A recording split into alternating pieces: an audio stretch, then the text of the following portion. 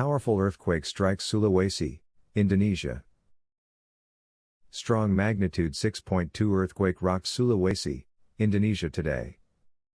Preliminary earthquake report magnitude 6.2 date time January 14, 2021 18:28 and 18 seconds UTC January 15, 2021 2:28 and 18 seconds near epicenter January 14, 2021 location 3.005 S 118.924 E depth 18 km distances 36.1 km 22.4 miles S of Mamuju, Indonesia 59.5 km 36.9 miles N of Majene, Indonesia 66.4 km 41.2 miles, NW of Polewali, Indonesia 108.3 km 67.2 miles, W of Rantipao, Indonesia 136.1 km 84.4 miles, NW of Parepare, Indonesia location uncertainty horizontal, 5.8 km, vertical 3.9 km parameters NPH equals 94.